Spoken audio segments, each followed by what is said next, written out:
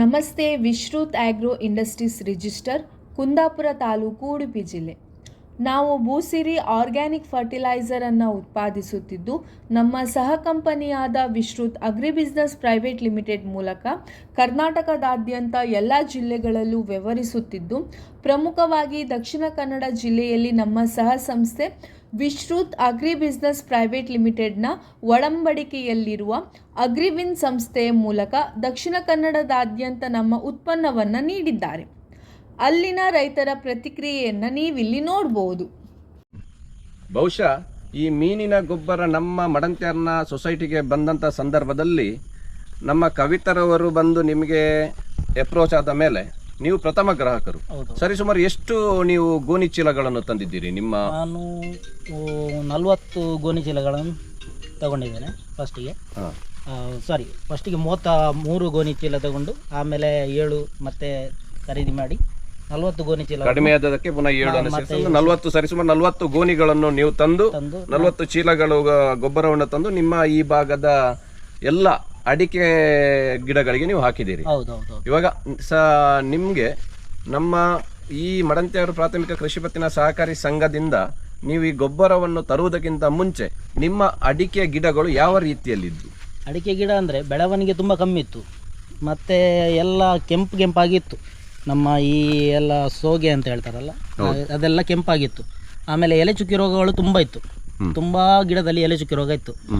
ಆಮೇಲೆ ಇವರು ನಮ್ಮ ಕವಿತಾ ಅವರು ಬಂದು ಹೇಳಿದರು, ಎಲೆ ಚುಕ್ಕಿ ರೋಗಕ್ಕೂ ಕೂಡ ಇದು ಒಳ್ಳೆ ಇದಾಗ್ತದೆ, ಇದನ್ನು ನೀವು ಹಾಕಿ ಸಾವಯವ ಗೊಬ್ಬರ ಒಂಥರ ಇದು ಹಾಕಿದರೆ ತುಂಬ ಒಳ್ಳೆಯದು ಆಗ್ತದೆ ಅಂತ ಹೇಳಿದರು. ಆಮೇಲೆ ನಾವು ಹಾಕಿ 1-2 ತಿಂಗಳಲ್ಲಿ ನಮಗೆ ರಿಸಲ್ಟ್ ಬಂದಿದೆ. ಎಲ್ಲ ಗಿಡದಲ್ಲಿ ಎಲೆ ಚುಕ್ಕಿ ರೋಗ ಎಲ್ಲ ಹೋಗಿದೆ, ಮತ್ತು ಕೆಂಪಾಗುವುದು ಇದೆಲ್ಲ ಕಮ್ಮಿ ಆಗಿದೆ. ಈಗ ತುಂಬ ಒಳ್ಳೆಯದು ಬಂದಿದೆ, ನಮ್ಮ ಗಿಡ ಎಲ್ಲ ತುಂಬ ಒಳ್ಳೆಯದಾಗಿ ಬಂದಿದೆ. ಇವಾಗ ನಮ್ಮ ಲೆಕ್ಕದಲ್ಲಿ ನೀವು ನಮ್ಮ ಈ ಎಲೆ ಚುಕ್ಕಿ ಎಂಬಂಥ ರೋಗ ನೀವು ನಮ್ಮ ಗೊಬ್ಬರವನ್ನು ಹಾಕಿದ ನಂತರ ನೀವು ಯಾವ ತಿಂಗಳಲ್ಲಿ ಈ ಮೀನಿನ ಗೊಬ್ಬರವನ್ನು ನೀವು ನಿಮ್ಮ ಗಿಡಗಳಿಗೆ ಹಾಕಿದ್ರಿ? ನಾನು ಜನವರಿ ಲಾಸ್ಟ್ಗೆ ಇದಕ್ಕೆ ಗಿಡಗಳಿಗೆ ಹಾಕಲಿಕ್ಕೆ ಸ್ಟಾರ್ಟ್ ಮಾಡಿದ್ದು. ಆಮೇಲೆ ನಮಗೆ ಹಾಕಿ 3 ತಿಂಗಳಿಗೆ, ನಾವು ಮೊದಲಿಂದ ಕೂಡ ಹಾಗೆ 3 ತಿಂಗಳಿಗೆ ಒಂದು ಸಲ ಗೊಬ್ಬರ ಈಟು ಕೊಡುವುದು, ಗೌರ್ಮೆಂಟ್ ಈಟ್ ಆಗೋದು, ಇದು ಗೊಬ್ಬರ ಕೂಡ ಆದರೂ ಕೂಡ 3 ತಿಂಗಳಿಗೆ ಒಂದು ಸಲ ಕೊಡುವುದು. ಹಾಗಾಗಿ ನಮಗೆ 1 ಜನವರಿಯಲ್ಲಿ ಕೊಟ್ಟು ನಮಗೆ ಮೇಯಲ್ಲಿ ಹಾಕ್ಲಿಕ್ಕೆ ಇತ್ತು, ಆದರೆ ಮಳೆಯ ಕಾರಣದಿಂದಾಗಿ 2ನೇ ಸಲ ಹಾಕ್ಲಿಕ್ಕೆ ಆಗಲಿಲ್ಲ. ಹಾಗೆ ನಾನು 1 ಸಲ ಕೊಟ್ಟಿದ್ದೇನೆ. 1 ಸಲ ಕೊಟ್ಟಾಗೆ ಇಷ್ಟೊಂದು ರಿಸಲ್ಟ್ ಬಂದಿದೆ, ನಮಗೆ ತುಂಬ ಒಳ್ಳೆ ರಿಸಲ್ಟ್ ಅಂತ ಹೇಳ್ಬೋದು. ಅಂದರೆ ಎಷ್ಟು ತಿಂಗಳಲ್ಲಿ ನಿಮಗೆ ಇದರ ಫಲಿತಾಂಶ ಸಿಕ್ಕಿತ್ತು ಸ್ಟೀವನ್ ರವರೇ? ನನಗೆ 1.5 ತಿಂಗಳಿಂದ 2 ತಿಂಗಳ ಒಳಗಡೆ ನನಗೆ ಇದೆಲ್ಲ ಎಲೆ ಚುಕ್ಕಿ ರೋಗ ಕಮ್ಮಿ ಆಗಿದೆ. ಆಮೇಲೆ ಈ ಕೆಂಪಾಗುವುದೆಲ್ಲ ತುಂಬ ಕಮ್ಮಿ ಆಗಿದೆ. ಹಾಗಾಗಿ ಈಗ ನನಗೆ ಆಲ್ಮೋಸ್ಟ್ ನೋಡುವಾಗ ಈ ತೋಟದಲ್ಲಿ ಎಲ್ಲೂ ಕಾಣುವುದಿಲ್ಲ ಈಗ ಎಲೆ ಚುಕ್ಕಿ ರೋಗ. ತುಂಬಾ ಖುಷಿ ಆಗ್ತಾ ಉಂಟು ನಿಮ್ಮ ತೋಟ ನೋಡುವಾಗ. ನೀವು ಇವಾಗ ಎಲ್ಲಿ ಯಾವ ಗಿಡದಲ್ಲಿಯೂ ಕೂಡ ಎಲೆ ಚುಕ್ಕಿ ಎಂಬಂತದ್ದು ಎಲ್ಲಿ ಕೂಡ ಕಾಣ್ತಾ ಇಲ್ಲ. ಎಲ್ಲಿ ಕೂಡ ನಮ್ಮ ಅಡಿಕೆಯ ಗರಿಗಳು ಕೂಡ ಹಚ್ಚ ಹಸುರಿನಿಂದ ಇವಾಗ ಕೂಡಿದೆ ನಿಮ್ಮ ತೋಟ ಇಡೀ.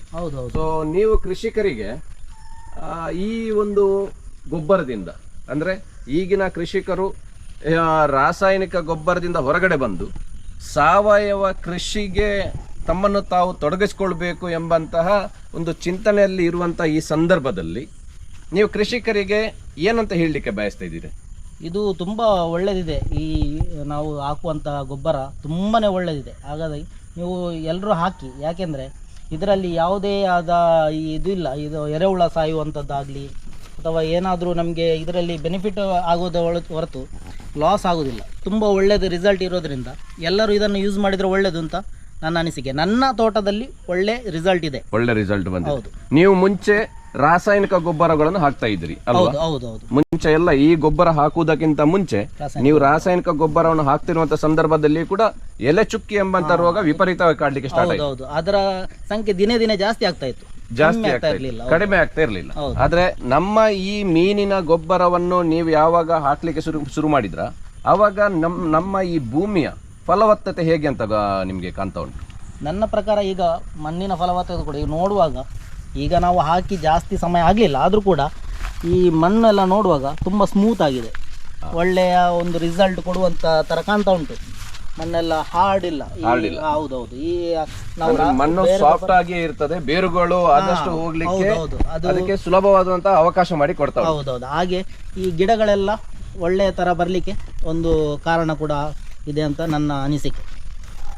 ಶ್ರೀವಣ್ರವರೇ, ನೀವು ನಿಮ್ಮ ಭಾಗದಲ್ಲಿ ಇವಾಗ ನಮ್ಮ ಜೊತೆ ಕವಿತಾ ಕೂಡ ಇದ್ದಾರೆ.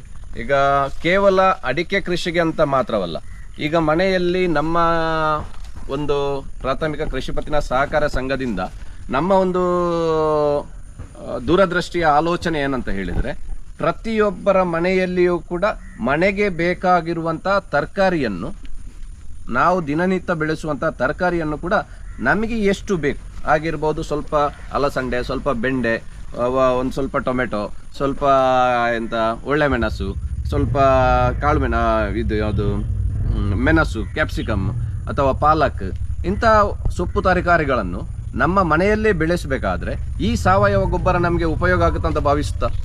ಖಂಡಿತ ಇದು ತುಂಬ ಒಳ್ಳೆಯದಿದೆ. ನಾವು ನಮ್ಮ ಮನೆಯ ಹೂವಿನ ಗಿಡಕ್ಕೆಲ್ಲ ಹಾಕಿದ್ವಿ. ಅದರಲ್ಲಿ ಏನಂದರೆ, ನಮ್ಮ ಹೂವಿನ ಗಿಡದಲ್ಲಿ ಎಲ್ಲ ಒಂಥರ ಹುಳ ಟೈಪ್ ಬಂದಿತ್ತು, ಒಂಥರ ಸಾಯಲಿಕ್ಕೆ ಆಗುವ ರೀತಿಯಲ್ಲಿತ್ತು ಎಲ್ಲ. ನಾವು ಆಮೇಲೆ ಈ ಗೊಬ್ಬರ ಇಲ್ಲಿ ತಂದದ್ದು ಸ್ವಲ್ಪ ಹಾಕಿ ನೋಡುವ ಅಂತ ಅದಕ್ಕೆ ಸ್ವಲ್ಪ ಹಾಕಿದ್ವಿ. ಅದಾದ್ಮೇಲೆ ಅದು ತುಂಬಾ ಒಳ್ಳೆ ಬಂದಿದೆ. ಹೂವಿನ ಗಿಡ ಆಲ್ಮೋಸ್ಟ್ ನೀವು ನೋಡಿರ್ಬೇಕು, ನಾವು ಮನೆ ಬರುವಾಗ ತುಂಬಾ ಒಳ್ಳೆ ಬಂದಿತ್ತು. ಹಾಗೆ ಅದು ಇದು ರೀಸನ್ ನೋಡುವಾಗ ನನ್ನ ಪ್ರಕಾರ ಕೂಡ ಅದು ಪ್ರತಿಯೊಂದಕ್ಕೂ ಸೂಕ್ತ ಆಗ್ಬಹುದು ಅಂತ ನನ್ನ ಅನಿಸಿಕೆ. ಅದ್ಭುತವಾದಂತಹ ಅನಿಸಿಕೆ ನೀವು ನಮ್ಮ ಜೊತೆ ಹಂಚಿಕೊಂಡಿದ್ದೀರಿ ಶ್ರೀವಣ್ರವರೇ. ನಿಮಗೆ ಅಭಿನಂದನೆ, ಧನ್ಯವಾದ. ಮಡಂತ್ಯಾರು ಪ್ರಾಥಮಿಕ ಕೃಷಿ ಪತ್ತಿನ ಸಹಕಾರಿ ಸಂಘದ ವತಿಯಿಂದ, ಆಡಳಿತ ಮಂಡಳಿಯ ವತಿಯಿಂದ ಕೂಡ ನಿಮಗೆ, ಒಬ್ಬ ಯುವ ಕೃಷಿಕರು ನೀವು, ರಾಸಾಯನಿಕ ಗೊಬ್ಬರದಿಂದ ಹೊರಗಡೆ ಬಂದು ಸಾವಯವ ಗೊಬ್ಬರಕ್ಕೆ ನೀವು ಈ ಸಂದರ್ಭದಲ್ಲಿ ಒತ್ತನ್ನು ಕೊಡುವಂತಹ ಈ ನಿಮ್ಮ ಒಂದು ಆಲೋಚನೆ, ಅದ್ಭುತವಾದಂತಹ ಆಲೋಚನೆ. ನಿಮಗೆ ಅಭಿನಂದನೆ ಈ ಹೊತ್ತಿನಲ್ಲಿ ನಾನು ಸಲ್ಲಿಸ್ತಾ ಇದ್ದೇನೆ. ನಿಮಗೂ ನಿಮ್ಮ ಪರಿವಾರಕ್ಕೂ ಒಂದು ಒಳ್ಳೆಯ ಒಂದು ಎಂತ ದೇವರು ಅನುಗ್ರಹವನ್ನು ಕೊಡಲಿ. ನಿಮಗೆ ಸುಖ ಸಂಪತ್ತು ಮತ್ತು ಸಂತೋಷ, ನೆಮ್ಮದಿಯ ಈ ಕೃಷಿ ಜೀವನವನ್ನು ನಿಮಗೆ ಕೊಡಲಿ ಎಂದು ಮಡಂತ್ಯಾರ್ನ ಪ್ರಾಥಮಿಕ ಕೃಷಿ ಪತ್ತಿನ ಸಹಕಾರಿ ಸಂಘದ ವತಿಯಿಂದ ನಿಮಗೆ ಅಭಿನಂದಿಸಲಿಕ್ಕೆ ಇಚ್ಛೆ ಪಡ್ತಾ ಇದ್ದೇನೆ.